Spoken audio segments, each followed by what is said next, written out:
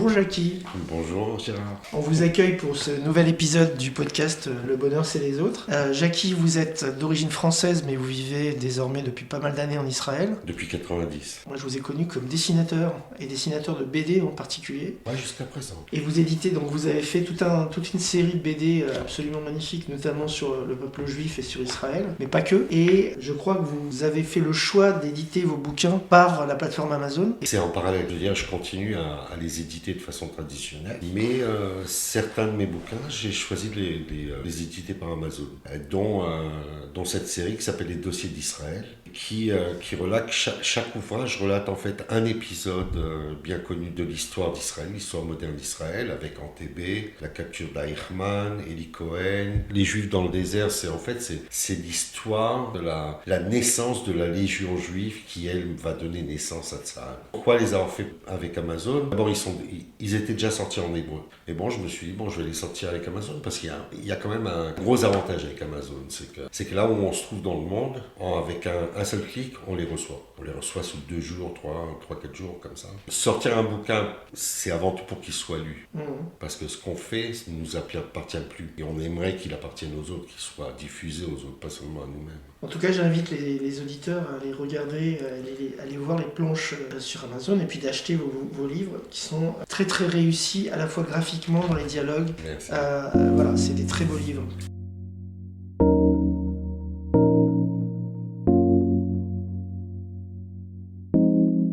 Jackie, si je vous demande comme ça, spontanément, c'est quoi pour vous le bonheur? Quelle définition vous donnez au bonheur? C'est se lever le matin. Ça suffit? Ah, c'est déjà pas mal. C'est déjà pas mal parce que, je sais pas, moi, si je dois faire référence aux tétraplégiques ou alors aux gens aux malvoyants ou aux non-voyants ou tous ces gens-là, c'est fabuleux. Se lever le matin et se dire qu'on peut marcher, on peut parler, on peut regarder, on peut respirer, surtout avec le Covid, c'est surtout ça. Et vous avez vécu jusqu'en 1990 en France et donc depuis lors en Israël. Le bonheur est difficile à trouver depuis un certain jour du mois d'octobre. Le bonheur, il est en soi. Et c'est ce qui est un peu bizarre dans ta phrase, le bonheur, c'est les autres. Je veux dire, et c'est vrai qu'on regarde d'abord chez les autres, on se dit waouh, il a de la chance, mais en fait on ne sait pas ce qu'il a. Et on a l'impression que parce qu'il sourit, parce qu'il est bien, parce qu'il roule en voiture ou je sais pas quoi, donc qu'il est bien. Mais en fait le bonheur c'est nous. C'est avant tout nous. Il suffit de le vouloir. Et en plus, c'est quelque chose de facile, de gratuit. Il faut juste faire un effort. C'est comme l'Ashkénaze. Je connais un Ashkénaze, un matin, il s'est levé, il s'est mis à sourire. Et toute la journée, il s'est dit, mais pourquoi j'ai souri? Et pourquoi il avait souri? Il sait pas. Donc il s'est dit, peut-être parce qu'il avait mangé un couscous boulette la veille dans un resto oriental. Quoi. Mais, il y a quelques années, mon éditeur israélien me dit écoute, il faut que tu viennes à tout prix à Jérusalem pour la semaine du livre. Maintenant, un dessinateur, c'est pas quelqu'un de public. Quoique aujourd'hui, avec les réseaux sociaux, etc., on a plus l'habitude de voir l'illustrateur en train d'illustrer, etc., de faire des réels, des campagnes et des stories. Mais ça reste quand même un métier assez intimiste. Et je lui ai dit, mais attends, mais qu'est-ce que je vais faire là-bas, moi? Qu'est-ce que je vais faire? Et s'il y a personne qui vient au centre, qu'est-ce que je fais? C'est une grosse claque dans la gueule. En fait, ce qui s'est passé, c'est que ça a été exactement l'inverse. Il y avait une queue de gens qui venaient pour se faire dédicacer, mais c'est pas seulement ça, parce que ça c'est gagner de l'argent. Mais c'était surtout les phrases qu'ils accompagnaient en disant « Mais j'ai énormément appris avec ce bouquin m'a fait très plaisir, celui-là m'a ému aux larmes, etc. etc. » J'avais, il y a quelques années, dans la même série, parce que j'ai cette série des Dossiers d'Israël, j'ai cette même série en hébreu qui s'appelle Avar, Hove Ve'atid, passé, futur et présent. Et un de ces ouvrages, c'est l'histoire d'une juive hollandaise, d'une petite juive hollandaise qui a été cachée par une chrétienne. Et qui un jour m'a contacté, elle m'a dit « Jackie, j'aimerais que tu écrives et illustres ma vie en bande dessinée. » Je lui ai dit « Non, je fais pas ce genre de choses. » Elle m'a envoyé un petit fascicule qu'elle avait sorti comme ça à titre d'auteur. J'ai lu son histoire, je lui ai dit « Tu sais quoi, on y va. » Après avoir fait le bouquin, on a été au salon du livre, j'étais invité au salon du livre, et je lui ai dit, il faut à tout prix que tu viennes avec moi, Rivka. Elle me dit, mais qu'est-ce que j'ai à faire là-bas? J'ai dit, justement, j'ai vu ce que c'était la première fois, il faut que tu viennes. Mais avec toi, ça va être spécial. Et j'ai pas voulu lui expliquer pourquoi. On arrive là-bas, et lorsque les gens viennent pour se faire dédicacer justement ce livre qui s'appelle Mitor Ha'afela, à l'intérieur du crépuscule, à l'intérieur de l'obscurité, mais l'obscurité, c'est dans le sens gris.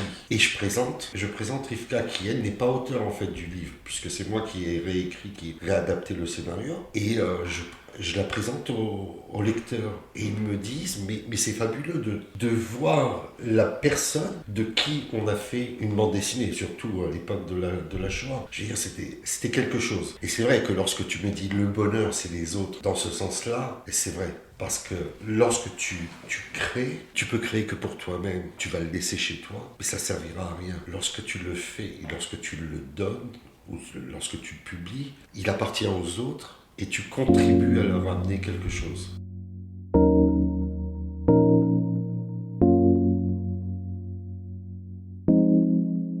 Quel souvenir heureux de votre enfance, bon tu me tutoies, je vais te tutoyer, quel souvenir heureux de ton enfance remonte spontanément à la surface? Le camping à Antibes, à Gillan-les-Pins, sur la Côte d'Azur. Quand tu étais petit? Ça me fait toujours rire. Ça me fait, ouais. Quand tu étais gamin? Quand j'étais petit. Ouais. Avec mes parents, toute la famille. Ouais, voilà. En fait, ils exportaient Belleville à Gillan-les-Pins. Bon, on n'est pas de Belleville, mais Ouais. bon, je suis tunisien, je suis né en Tunisie, je suis pas né en France. Et donc, c'était le couscous, c'était des glibettes le vendredi soir, c'était le qui-douche en short. Bah, tu vois, c'était aussi un bonheur collectif. C'était aussi Ah, bonheur, c'est les autres. Et je veux dire, il y avait Une ambiance.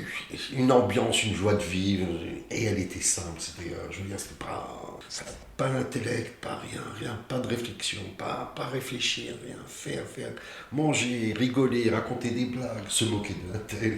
Oui, surtout.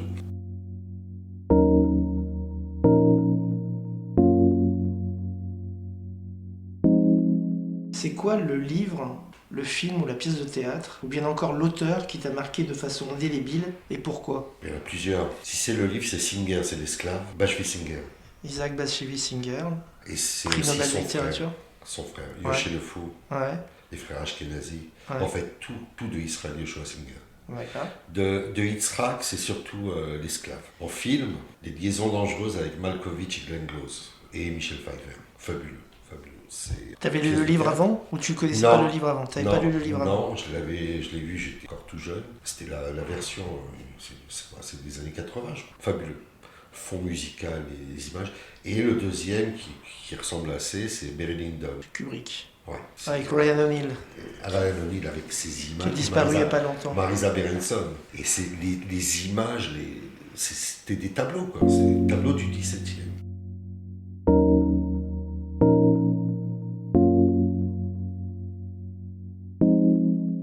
De quoi ne voudrais-tu, jamais te priver dans l'existence, sous-entendu pour être heureux? Rire.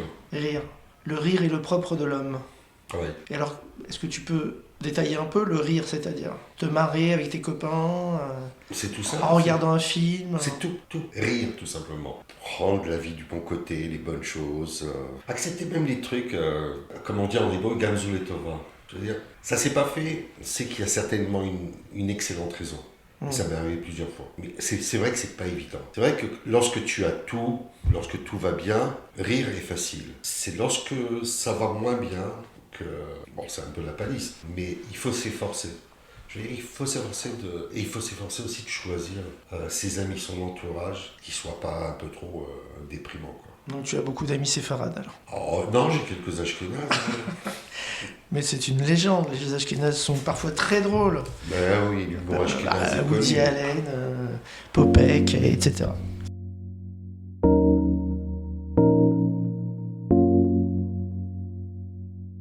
C'est quoi le mot de la langue française que tu préfères? Ou le mot auquel tu penses à l'instant là où je t'interroge? ANPE. ANPE, mais ça n'existe plus. Bah, je sais, mais je sais pas, ça vient me sortir. Non, mais c'est vrai. ANPE, c'est le mot qui t'est arrivé comme ça. C'est quoi? C'est lecture automatique, c'est interview automatique, ça c'est... Non mais ANPE, alors il faut que Je sais j'explique, pas parce que pourquoi. ANPE c'est devenu Pôle emploi, qui est devenu France Travail maintenant. Ouais, bon, Mais alors, Je sais pas pourquoi pourquoi. ANPE? je sais pas. Agence nationale pour l'emploi, pour les... Peut-être parce que j'ai jamais, comment on appelle ça? T'as jamais été au chômage? J'ai jamais pointé. Pointé au chômage. Ouais. Ok. Mais comme ça, dans l'interview, c'était venu Je sais comme pas ça. pourquoi c'est ANPE. venu comme ça. Ouais, J'aurais pu dire autre chose. bizarre. Ben non, si j'aurais pu dire autre chose, c'est que c'est plus naturel. Bah oui. C'est Bon, vrai. ANPE alors. Faut savoir qu'il y a un petit challenge dans... Parce qu'en fait, cette question, elle est arrivée avec une chanteuse qui s'appelle Almé. Et en fait, jusqu'ici, je n'ai eu que des beaux mots. Et en fait, le challenge était de former un texte Une phrase. utilisant ces mots. Mais alors là, avec NPE, je vais être... Le challenge va être assez relevé.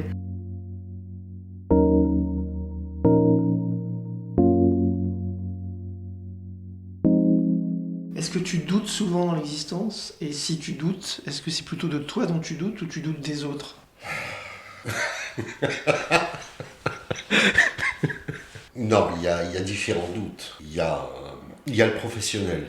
On a toujours le même truc, je sais pas, je pense qu'on est la plupart des artistes sont un peu comme ça, c'est que, en fait, dès qu'ils finissent quelque chose, pour eux, c'est le truc le meilleur, la meilleure illustration qu'ils aient pu faire. Le lendemain, c'est déjà plus ça. Et donc, est-ce que j'avance, est-ce que je recule? Ou alors, il y a des fois où c'est mort comme ça, et tu te dis, mais est-ce que je fais vraiment quelque chose comme il faut? Est-ce que peut-être que je devrais changer de style, etc. Ça, c'est le professionnel. Maintenant, douter de soi, de moins en moins. De moins en moins. De moins en moins. À mesure que tu avances dans la vie, tu Ouais. as de plus en plus de Plus certitude. de sûreté, plus de...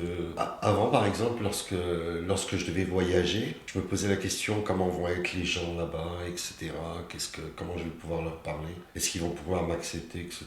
Aujourd'hui, je suis arrivé au fait que je n'ai même pas à poser la question. Mais je me dis, mais attends, est-ce que tu te demandais comment est-ce qu'ils vont t'accepter? Mais t'as pas à te demander. Je veux dire, tu es ce que tu es. Tu plairas pas à tout le monde.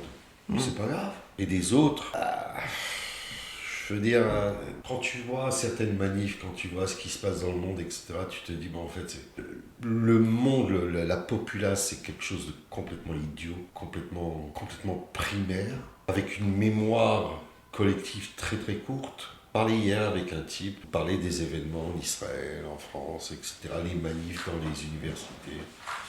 Mais je lui dis, mais qu'est-ce que tu t'inquiètes? Il me dit, non, le monde a changé. Je lui dis, le monde n'a pas changé. Je veux dire, le lendemain d'un pogrom, le même pogromiste refaisait des affaires avec ceux qui n'avaient pas massacré. Il avait oublié, c'est tout, c'est passé à autre chose.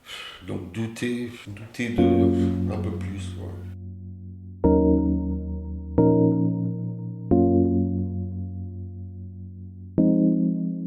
Pour quel défaut de tes contemporains tu as le plus d'indulgence? Aucune. Tu n'as aucune indulgence. Aucune indulgence pour les défauts des autres. Mais pour les tiens, oui. Ah, pour les miens, bien entendu. Tu plaisantes? D'accord. Elle manquerait plus que ça.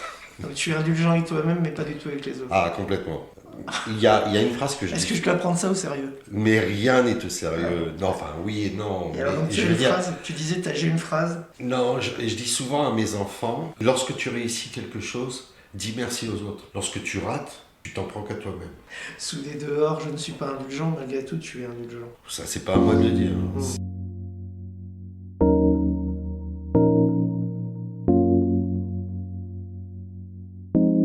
On le voit, le monde évolue bizarrement, il y a des crises à répétition, on est dans une crise, on est dans un moment particulièrement de crise, avec comme toujours des gens qui sont plutôt de nature optimiste, qui voient la bouteille à moitié pleine, et des gens pessimistes qui voient la bouteille à moitié vide, voire quasiment totalement vide. Toi déjà tu te classes dans quelle catégorie et qu'est-ce qui te rend optimiste pour l'avenir malgré la situation qui est effectivement compliquée? Et tu habites en Israël, donc c'est encore probablement plus compliqué que pour quiconque. Si c'est un bon vin, je me pose pas la question et j'essaie de la finir, la bouteille. Pour ce qui est de tout ça, je crois qu'il y a un cycle. Il y a un cycle dans l'histoire de l'humanité.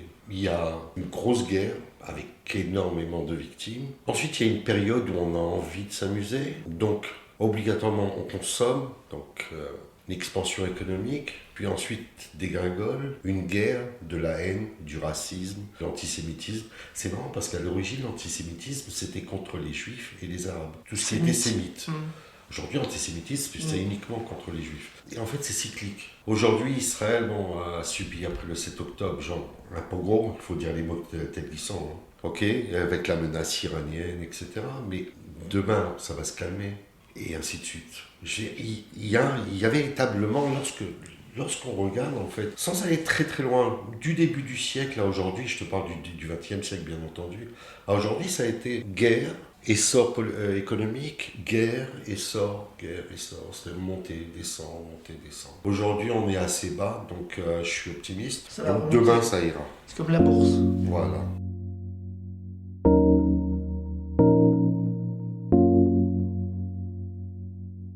À titre personnel, Jackie Harry, qu'est-ce qu'on peut te souhaiter tout simplement pour les prochaines semaines et les prochains mois? Bah, déjà un bon retour, parce que à l'aller, l'avion, c'était pas vraiment ça. Ah ouais. J'attendais au check-in là-bas, enfin à monter après le check-in. Il y a des gens qui se plaignaient et qui me disaient, ouais, on n'a pas réussi à prendre des places en business ou en première. Et je leur ai dit, vous avez rien perdu, vu l'avion que c'était un 737. Je leur ai dit, c'est comme prendre une première classe dans le métro, quoi. Je veux dire, c'est pareil. Donc je préfère que le retour soit bon. Non, mais sinon, que tout s'arrange, quoi. Hein. Enfin, les phrases bateau, que nous vivions dans la paix, l'amour universel, que les impôts baissent, et quoi d'autre? Tout ce que tout le monde peut souhaiter, quoi. Être heureux. Eh bien, on vous le souhaite, Jackie. À très bientôt. Bye, ciao. Merci.